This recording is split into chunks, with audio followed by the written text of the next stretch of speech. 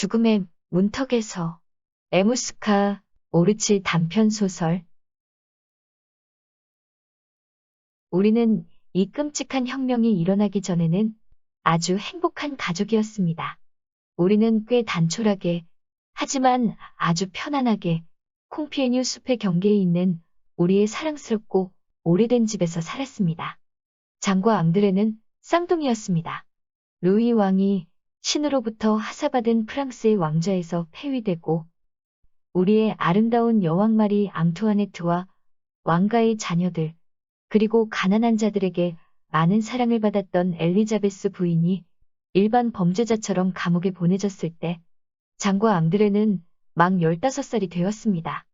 아, 그것은 지금 매우 오래전 일 같습니다. 여러분이 나보다 더 잘 아실 테지만 그때 우리의 아름다운 프랑스 땅과 사랑스러운 파리에서 공포스러운 일들이 일어났습니다. 모든 재산과 돈, 소유지가 몰수당하고 무고한 남자들과 여자들, 그리고 아이들이 절대로 저지른 적없는 반역 행위 혐의를 받고 사형 선고를 받았습니다. 그들이 몬 레포스로 와서 아빠, 그리고 엄마, 그리고 어린 우리 넷을 체포하여 파리로 끌고 간 것은 지난해 8월이었습니다. 우리는 좁고 끔찍하게 축축한 수도원의 지하실에 갇혔는데 그곳에서는 밤낮 없이 가난한 사람들의 울부짖음과 흐느끼는 소리들, 그리고 신음소리가 습한 돌담을 통해 들려왔습니다. 우리처럼 모욕적 대우로 고통받고 슬퍼하는 사람들이 틀림없었습니다. 나는 그때 막 19살 생일을 지났고 마거리트는 겨우 13살이었습니다. 엄마는 그 끔찍한 시간 동안 완벽한 천사였습니다. 엄마는 다른 누구도 할 수 없었던 방식으로 신께 향하는 우리의 믿음과 용기를 지켜주셨습니다. 매일 밤과 아침마다 우리는 엄마의 곁에 앉고 아빠는 엄마 옆 가까이에 앉아서 고통으로부터 우리를 구해달라고, 그리고 하루 종일 울부짖으며 신음하는 가난한 사람들을 위해 신에게 기도했습니다. 하지만 교도소 담장 밖에서 일어나고 있던 일에 대해 우리는 알 수가 없었습니다. 가끔은 불쌍한 아빠가 교도관들의 만행을 무릅쓰고 파리에서 매일 무슨 일이 일어나고 있는지에 대해 물었지만 말이죠. 그들이 모든 귀족들을 도시의 가로등에 매달고 있어 교도관은 잔인하게 웃으며 대답하고는 했습니다. 그리고 다음번엔 내 차례가 될 거야. 우리가 감옥에 있은 지 2주 정도 지났는데 어느 날 내가 그것을 잊을 수 있을까요? 우리는 마치 천둥치는 소리와 같은 소음이 멀리서 울리는 것을 들었습니다. 그 소리가 더 가깝게 다가오더니 그 소리가 좀 더 명확해졌습니다. 울부짖음과 함성 소리도 그 우르릉거리는 큰 소리 너머로 들렸습니다. 하지만 그 울부짖음은 너무나 이상하고 위협적인 소리라는 것을 본능적으로 느낄 수 있었습니다. 우리 중 누구도 그 소리가 무엇을 의미하는지는 몰랐지만요. 우리 모두는 이름 없는 공포가 심장을 옥죄는 것을 느꼈습니다. 나는 절대로 잊혀질 리 없는 그날의 모든 공포를 여러분에게 설명하는 끔찍한 일을 하지는 않을 것입니다.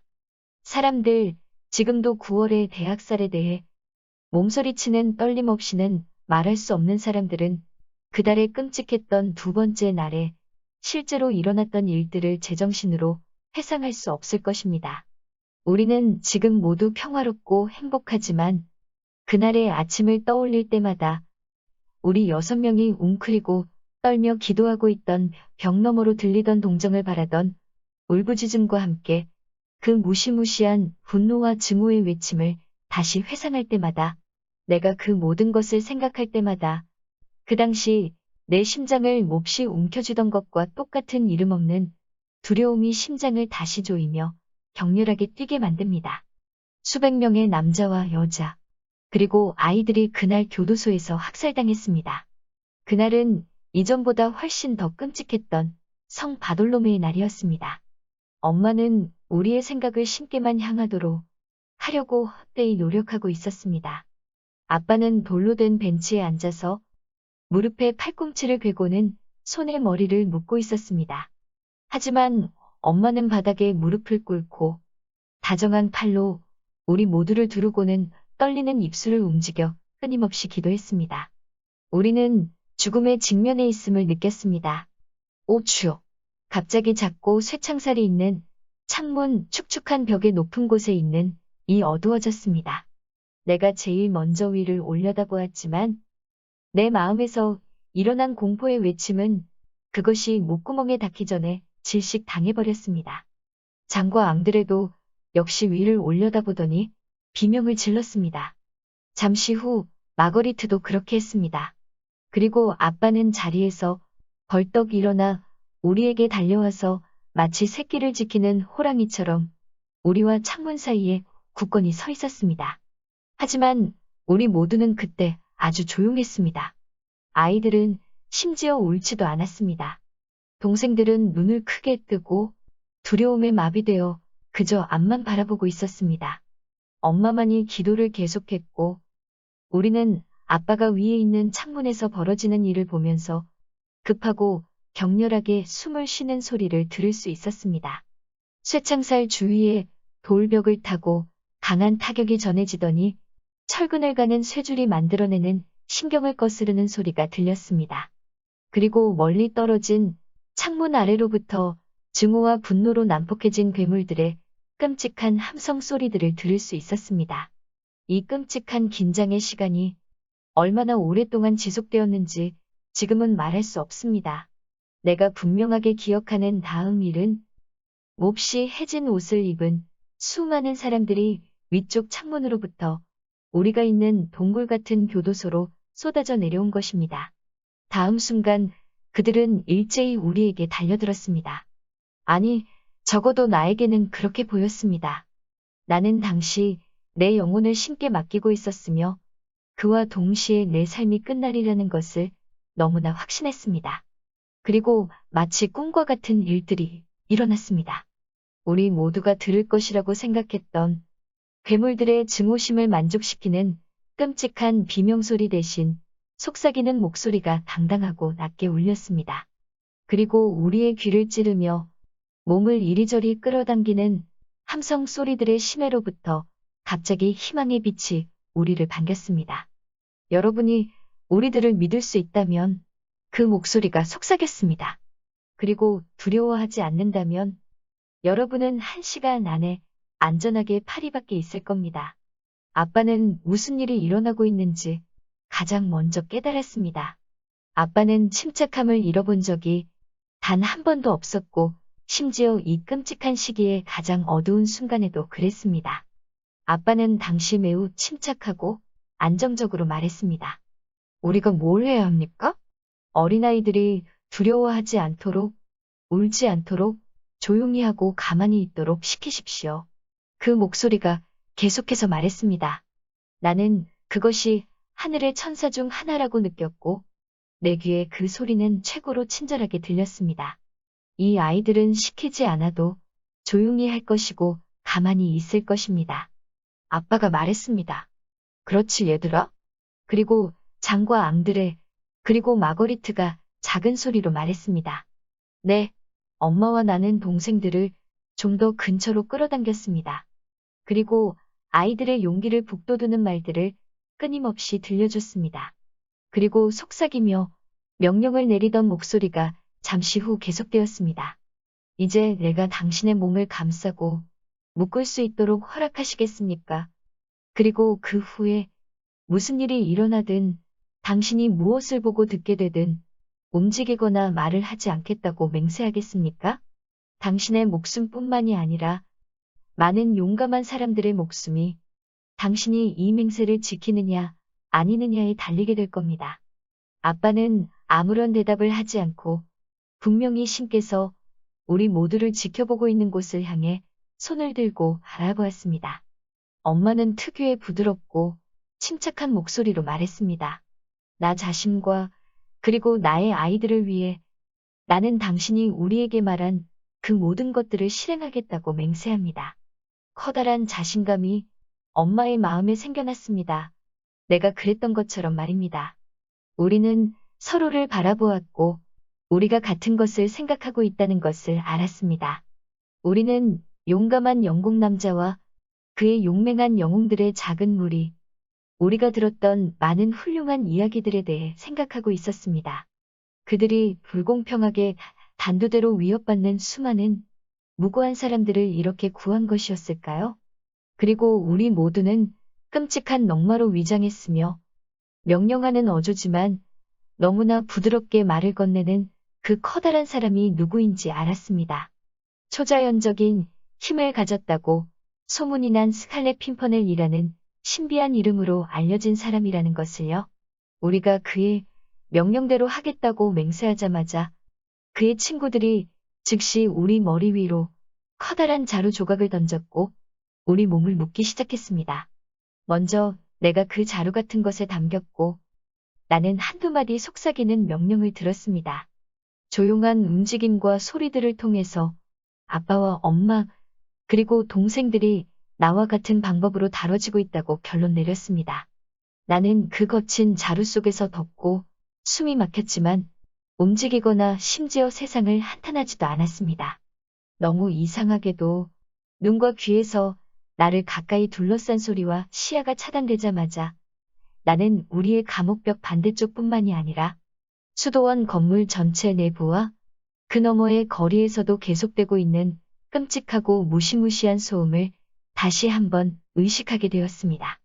나는 다시 한번 그 분노와 증오의 끔찍한 포효를 들었습니다. 우리의 아름다운 나라의 정부가 수많은 무기력한 죄수들을 학살하기 위해 돈을 주고 산 암살자들이 내는 소리였습니다. 갑자기 나는 발이 들어올려지는 것을 느꼈고 진실로 매우 강할 것임에 틀림없는 두 어깨 위에 매달아졌습니다. 나는 가벼운 무게가 아닙니다. 다시 한번 나는 목소리를 매우 유쾌한 소리를 가진 목소리를 들었습니다.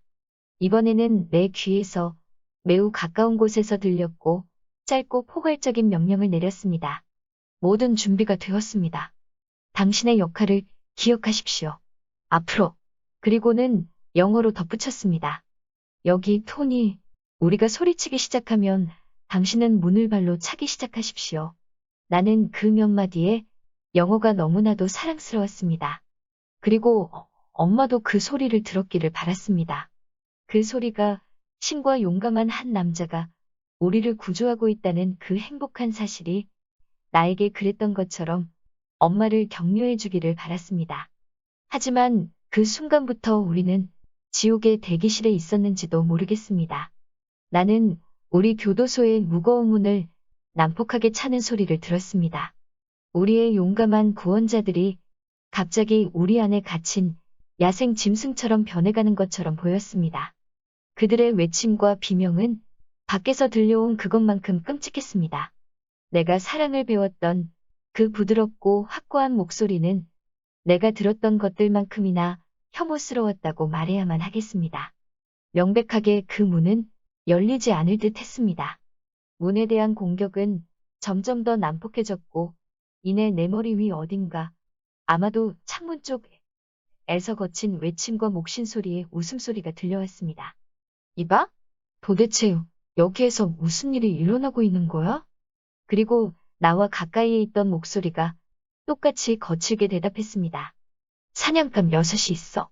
우리가 이 괘씸한 함정에 빠지긴 했지만 문을 좀 열어줘, 동지. 우선 이것들을 없애고 좀 더 찾으러 나갈 생각이거든.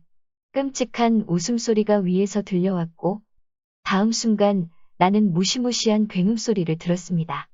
문이 마침내 열렸습니다. 안쪽에서 열린 것인지 바깥쪽에서 열린 것인지 모르겠지만 그리고 갑자기 그 모든 소음과 울부짖음, 신음소리들, 소름이 끼치게 웃는 자들과 술에 취한 노래소리들이 모든 극악무도함과 함께 우리를 둘러쌌습니다. 그것은 내 생각에 그 진실로 공포스러운 시간 중 가장 끔찍한 순간이었습니다. 나는 그때 움직일 수가 없었습니다. 내가 움직이고 싶었거나 움직일 수 있었더라도 말입니다. 하지만 나는 우리를 둘러싸고 있는 모든 것과 끔찍한 소리를 지르며 살인을 저지르는 폭도들이 이제 아무것도 아니라는 것을 알았습니다. 신의 손길과 영국 신사들의 용감한 행동만이 중요하다는 것을 알았던 것입니다. 그들은 함께 부르짖었습니다. 건물 안에 학살자들이 내는 것만큼 크고 무시무시하게. 그리고 거칠게 돌진하는 그들은 우리를 데리고 끔찍한 난투 속으로 뛰어들려는 것 같았습니다. 적어도 그것은 나에게는 그렇게 느껴졌습니다. 그리고 나중에 나는 우리의 용맹한 구원자 자신으로부터 그것이 정확히 그와 그의 친구들이 한 행위라는 것을 들었습니다. 그들은 모두 8명이었고 우리 4명의 아이들은 각각 헌신적인 어깨 위에 매달려 있었으며 엄마와 아빠는 각각 2명의 남자에 의해 운반되었습니다. 나는 세상에서 가장 멋진 어깨 위에 누워 있었고 그리고 내 가까이에는 세상에서 가장 용감한 심장이 뛰고 있었습니다. 그러므로 무거운 짐을 진 이 8명의 고귀한 영국 신사들은 학살을 자행하며 울부짖는 짐승들, 그들 스스로 자신들이 누구보다도 난폭하다고 울부짖는 짐승들의 군대를 정면으로 뚫고 돌진했습니다. 나는 사방에서 이상하고 무시무시한 외침 소리를 들었습니다. 뭐 이런, 시민들이여. 거기에는 뭐가 있습니까? 귀족 6명. 나의 영웅이 군중을 헤치고 나아가면서 대담하게 소리쳤습니다. 그들과 뭘 하고 있는 거죠? 쉰 목소리가 소리쳤습니다. 강 속 굶주린 물고기들에게 먹이로 던져주고 있습니다. 준비된 대답이었습니다. 옆으로 비켜서세요, 시민이요. 그는 거침없이 욕을 하며 덧붙였습니다. 나는 시민 당통에게서 이 6명의 귀족들을 처리하라는 명령을 받았습니다. 지금 당신은 목숨을 걸고 나를 방해하고 있는 겁니다. 그는 몇 번이나 계속해서 같은 방식으로 질문을 받았고 아빠와 엄마와 아이들을 운반하고 있던 그의 친구들도 마찬가지였습니다. 하지만 그들은 언제나 대답을 준비하고 있었고 욕지거리와 악담과 함께 그 대답을 내뱉었습니다. 그들의 눈빛은 사람들이 상상하는 다른 나머지 사람들처럼 끔찍하고 복수심 많고 잔인하게 보이지는 않았습니다. 나는 내가 완전한 흥분과 공포로 인해 기절한 것이 틀림없다고 생각합니다. 나는 딱딱한 바닥에 내려졌고 벽에 기대어 머리와 얼굴을 덮고 있는 자루의 답답한 조각을 느낄 수 있었는데 그 이전 일은 아무것도 기억나지 않습니다. 나는 멍하고 어리둥절한 상태로 주변을 둘러보았습니다. 점점 지나간 시간의 공포가 나에게 돌아왔고 나는 그 모든 것들의 완전한 기억에 어지럽고 현기증이 나서 다시 눈을 감아야만 했습니다.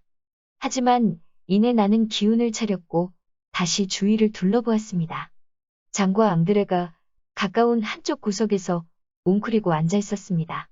동생들은 눈을 크게 뜨고 작고 휑한 방 중앙에 놓인 송판으로 된 테이블에 둘러 앉아있는 더럽고 해진 옷을 입고 있는 남자들의 무리를 바라보고 있었습니다. 엄마는 방의 다른 쪽 끝에 있는 말총 소파 위에 누워 있었고 마거리트는 엄마 옆에 있었으며 아빠는 엄마 옆에 있는 작은 의자에 앉아 엄마의 손을 잡고 있었습니다. 내가 사랑하는 그 목소리가 그 특유의 별나고 재미있는 약간 느릿느릿한 억양으로 말했습니다. 여러분은 이제 꽤 안전합니다. 나의 친애하는 르메르시 가족 여러분. 부인과 어린아이들이 휴식을 좀 취하고 난 후에 내 친구들 몇몇이 여러분께 알맞은 변장을 해드릴 겁니다. 그리고 그들은 여러분을 파리 밖으로 안내해드릴 겁니다. 그들은 우리가 이살인 정부에서 높은 위치에 있는 저명 인사의 소개를 통해 얻은 진짜 여권 몇 개를 가지고 있습니다. 또한 또 영국 화폐의 도움을 받을 수도 있습니다. 그 여권들이 항상 의심받지 않는 것은 아니라는 것을 나는 고백해야겠습니다. 나의 영웅은 그 별나고 재미있는 웃음을 지으며 덧붙였습니다. 하지만 오늘 밤은 모든 사람이 파리의 한 지역에서 살인을 저지르느라 바쁩니다. 따라서 그 밖의 다른 지역에서는 비교적 안전하다고 하겠습니다. 그리고는 그는 그의 친구들 중 한 명에게로 돌아서서 그에게 영어로 말했습니다. 이것을 확실하게 처리하도록 하죠, 토니. 그는 말했습니다. 헤이스팅스와 맥켄지와 함께 보세요. 당신들 3명이면 충분할 겁니다. 나에게는 다른 사람들이 필요할 것 같거든요. 아무도 그의 명령에 의문을 제기하지 않았습니다. 그는 말했고 다른 사람들은 그것에 응할 준비를 했습니다. 바로 그때 아빠가 말했습니다. 우리가 어떻게 당신께 감사를 드릴 수 있겠습니까, 선생님? 아빠는 문법에 맞지 않는 영어로 물어보았지만 타고난 품이 있는 태도를 유지하고 있었습니다. 여러분의 안위를 우리 손에 맡겨주시면 됩니다. 우리의 용맹한 구원자가 조용하게 대답했습니다. 아빠는 다시 말을 하려고 했지만 그 영국 남자는 손을 들어 더 이상 이야기하지 못하게 했습니다. 지금 시간이 없습니다, 여러분. 그는 부드러운 정중함을 가지고 말했습니다. 이제 나는 떠나야만 합니다. 나는 아직 해야 할 일들이 많거든요. 어디를 가는 겁니까, 블레이크니? 다른 사람들 중 한 명이 물었습니다. 수도원 교도소로 돌아갑니다. 그는 말했습니다. 그곳에는 구조해야 할 다른 여성들과 아이들이 아직도 많이 있거든요. 죽음의 문턱에서 에모스카 오르츠 지음 위즈덤 커넥트 편엠